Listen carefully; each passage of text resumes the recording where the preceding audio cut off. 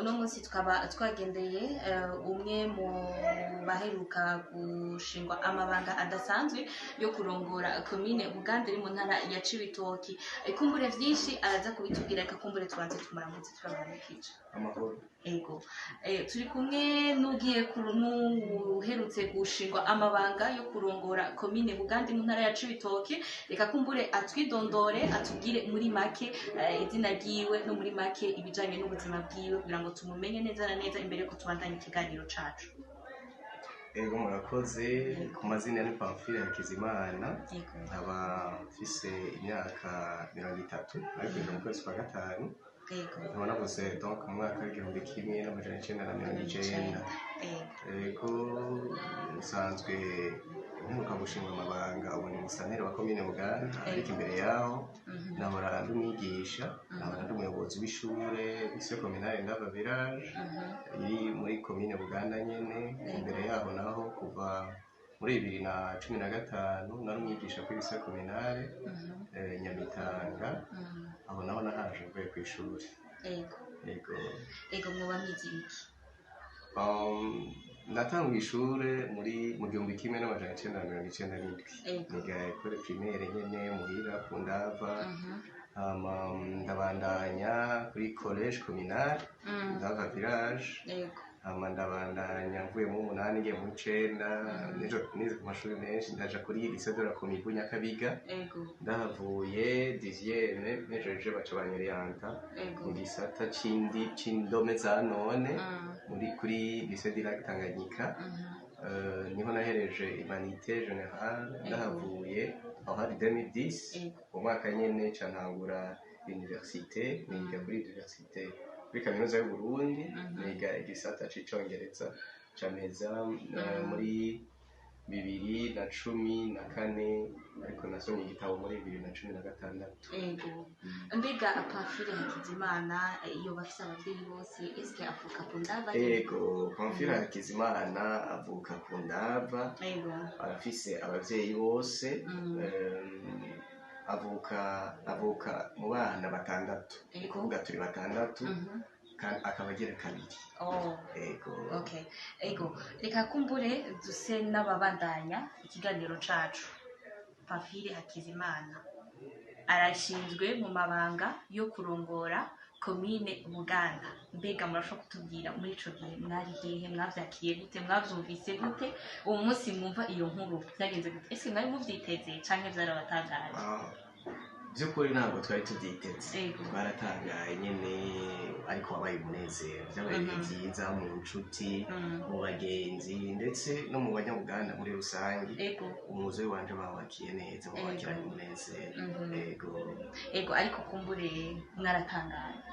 N'umunezero mwinshi cyane. Twaratangaye rwose kuko twari tubyiteze nkuko nababwiye. Iyo rero ikintu gishitse utari uciteze, urabona komine Buganda irimwo abantu b'abagabo benshi, abakenyezi babushitse, ariko uciye wumva mu bantu ibihumbi 70 bari muri komine Buganda basemo Pamphile Hakizimana, urumva uratangara kandi ukanezerwa. Uko biri kose hariho ivyo musumbije abandi?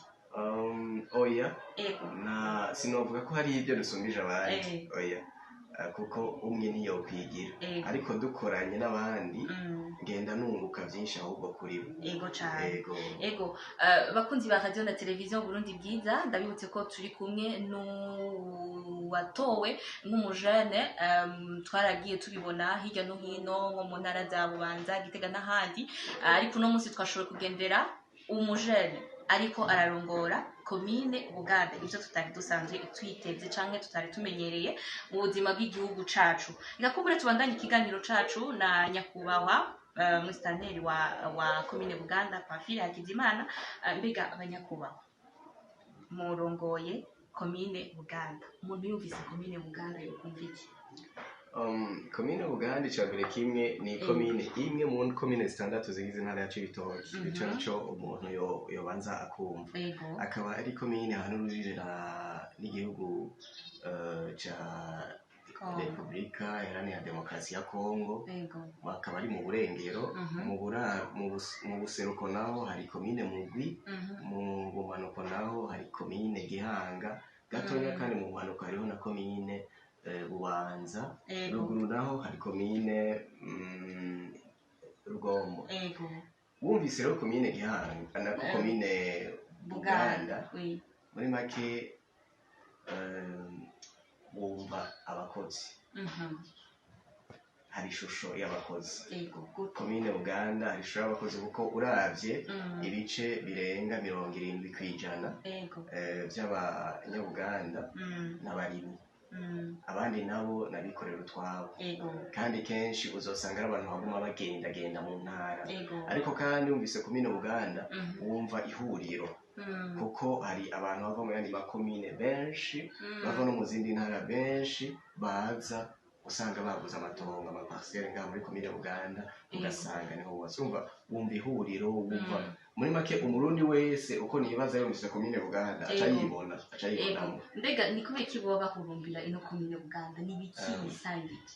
Ubwa mbere na mbere hoho muri komine Buganda bene igihugu baho bafise urukundo. Ikindi turi mu kiyaya c'imbo, turimye turimbura. Iyo Imana yabikoze ikirere kikagenda neza, kuko ntituragirwa amahirwe yo kuronka ibibanza byinshi turimo tuvomera, ariko ikirere cyagenze neza komine Buganda. Umunyabuganda yarimye agaceri, yarimye imyumbati, yarimye ibiharage, mu mezi 2 mu mezi 3 biba byeze, urumva hari ifungurwa. Mbega muri komine Buganda baba hariho ibibanza vy'iratiro, kumbure ariko baradukurikirana kuri radio televiziyo Burundi Bwiza, bari Burundi canke mu makungu, bavuge bati reka tuje kuraba muri komine Buganda hari akantu.